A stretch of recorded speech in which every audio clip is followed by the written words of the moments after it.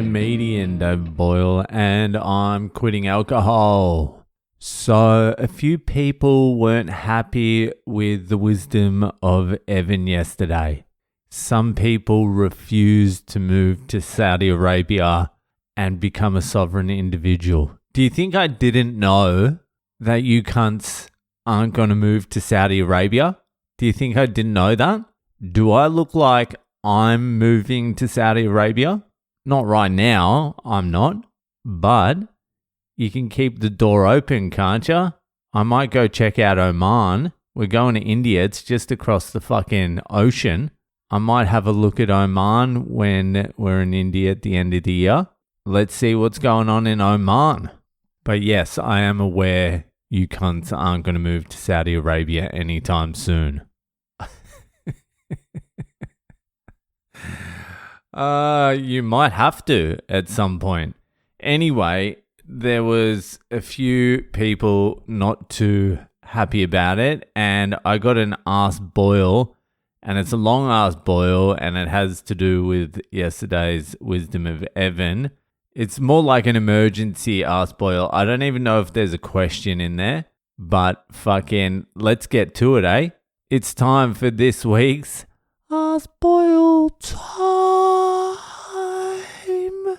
I'm trying to get that to sound like Marilyn Monroe.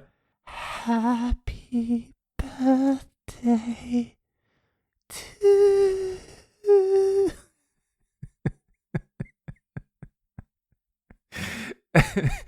She's literally orgasming as she's singing fucking happy birthday to the president.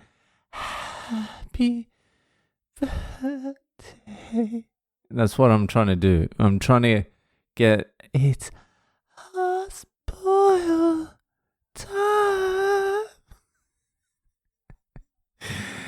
Anyway, if you have an ask or a question you would like answered by one of the greatest minds of the generation or any generation, comedian, philosopher, waterproofer, financial advisor, Le Boyle, then head to my website. I'm actually low on Ask Boyles, so fucking get your questions in. But more importantly, get in your fucked up Friday stories. While you're there, fucking do what needs to be done. Get me the shit I need. Also, sign up for the Patreon now.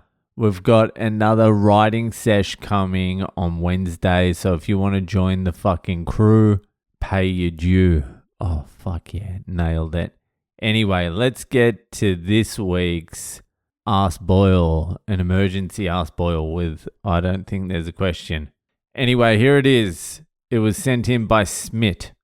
Le Boyle. I've been loving the wisdom of Evan Pods, and I look forward to more, but I have to at least offer why this week's could be counted. A few weeks back, I felt as though Evan's wisdom was that he was looking towards alternative communities that become, in part, self-sufficient and firmly outside the matrix. Making income only where needed, keeping family close, putting roots in the ground, children outside the education system, good food, stay active, reject work where appropriate, and rather focus on connection to the earth, the self, and your community. This looks to me like having a fair few skill sets covered in communities of 40 to 60 people. A reasonable, if unrealistic, dream. Some farmers, some builders, some chefs, some teachers, and some healers within this amount of humans. Passing on the wisdom far easier than we currently can. Our boomer parents, have run their selfish race. They've passed on no wisdom, gate-kept wealth, ate every bit of propaganda companies and governments have fed to them, and to pay us back, they refuse to leave 4-bedroom homes and buy their families some land to build a life. Sorry, I've weaved. To my shock, I found Evan's wisdom yesterday pointing me towards a desert region that is only a stable environment for a camel. Abundant wealth living amongst often illegal, underpaid men that are worked to death with little to no human rights, with extremely high death rates of these workers. I guess workers' rights falls into the red tape, policy-driven nonsense he references for the Western worlds. The rapid growth of this region should largely be seen as everything that's wrong in the world. 50-degree days where everyone stays inside, buying and owning what they don't need in a place they don't really love, so they holiday to places where plants actually grow natively. Oman or Dubai is a place where the person Evan is talking to does not belong. What wisdom can they have for the land where they do not belong? They can only be a taker, and they would have nothing to give. Even if their high-value career, that sounds like a scam to me, means that they are welcomed into these societies. His words about a partner gave me the absolute ick. Was he asking me to marry a tech bro? For goodness sake, choose someone who will be a good mother, because that's our purpose, and you will forever chase selfish, unfulfilling choices until you have a child.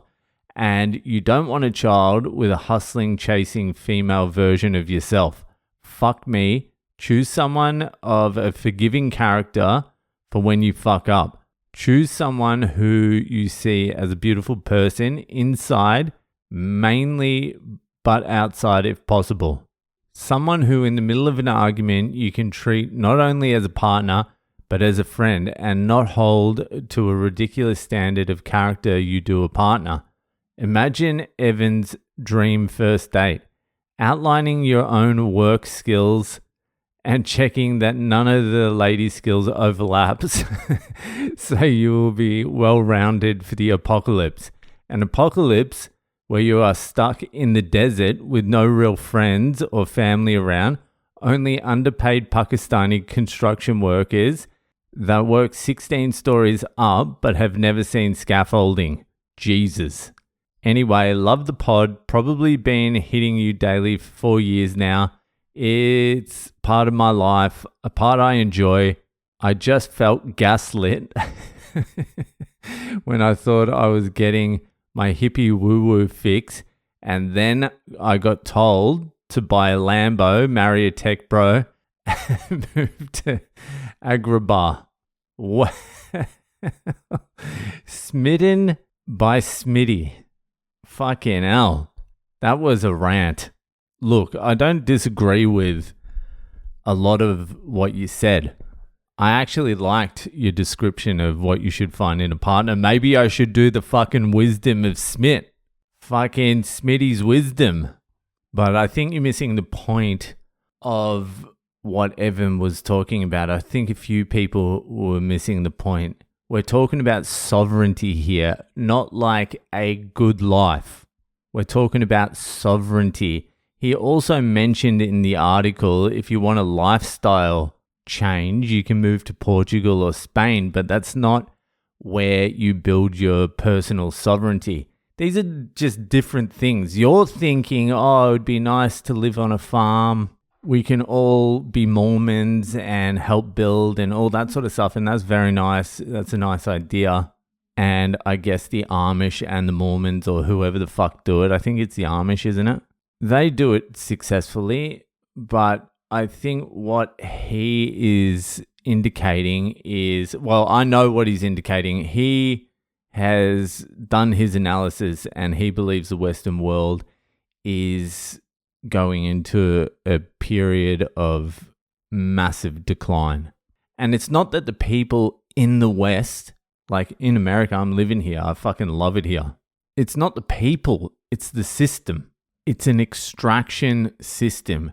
From now until whenever, I don't know, the distant future, it's all about extracting from everyone and everything. Taxes, inflation, fucked up wages, no liquidity, no investment. Like all this is already happening, but it's going to be happening at an accelerated pace. The problem is with the Western world is it's completely captured by the corporations, and the corporations have no allegiance to a population or a country. They operate transnationally. They don't give a fuck.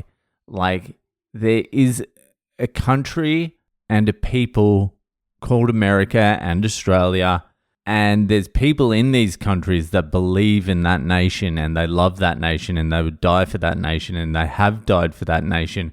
The problem is the people in charge of that nation now, the people who have wrestled control of every aspect of life in those nations, do not give a flying fuck about the population. They only care about the extraction of resources and money and the increase of power. That's it.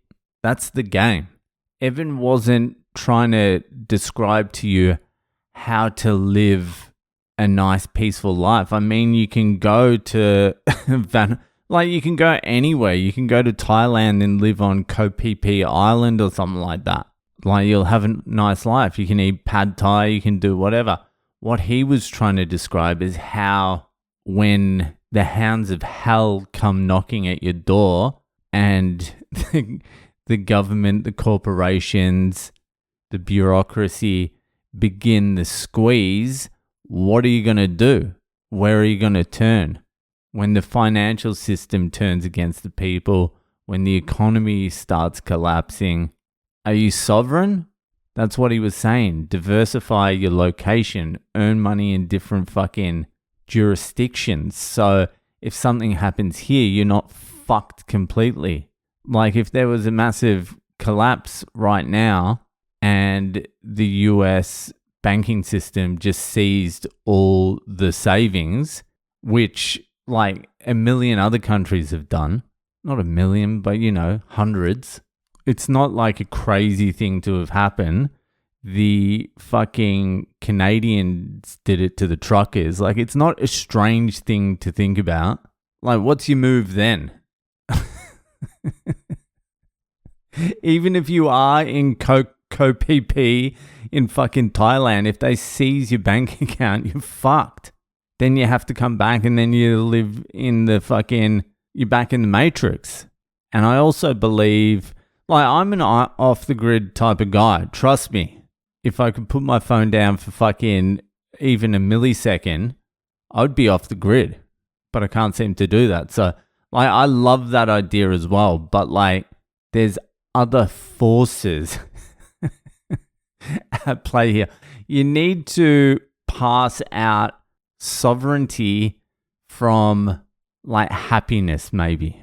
Like, if you're living inside the extraction system, your happiness is only temporary because eventually the extractors come for you.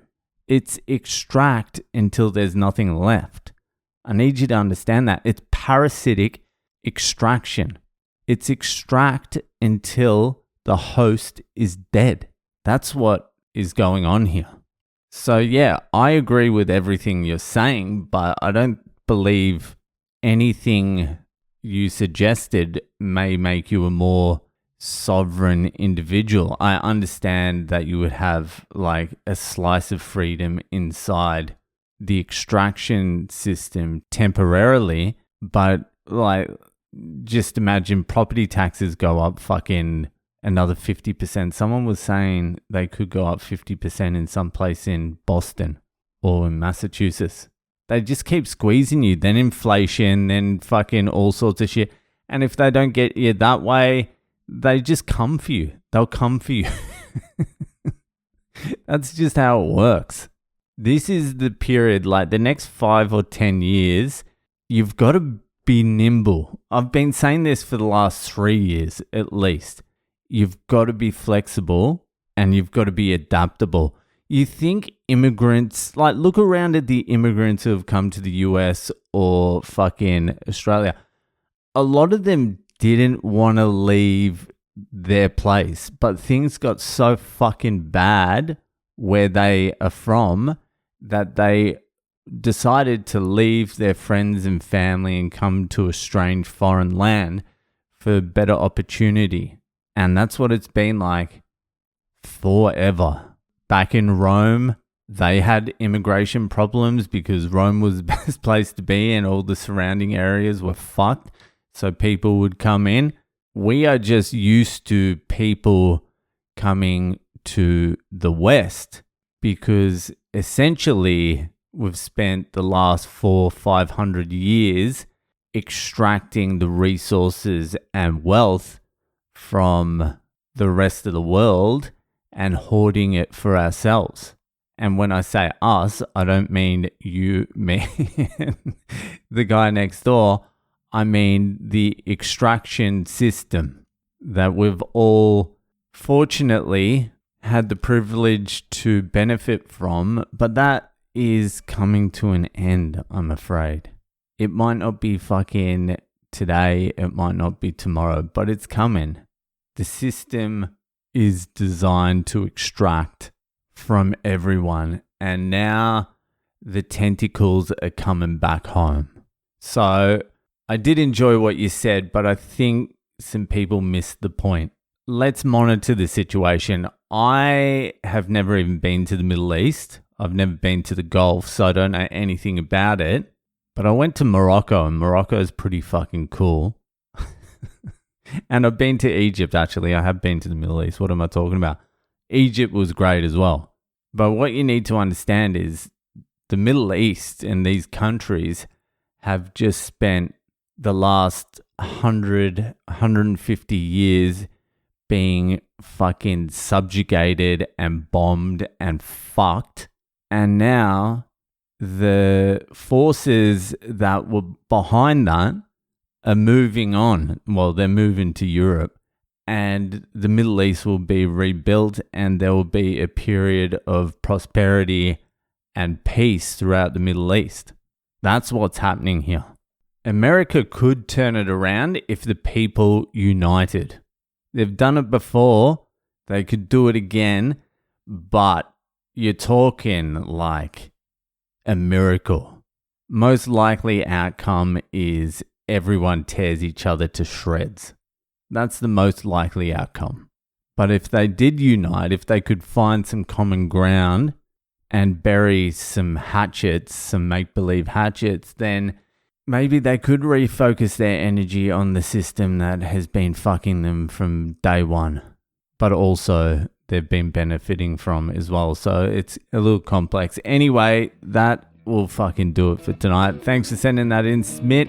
That'll do it, and I'll see you the fuck later.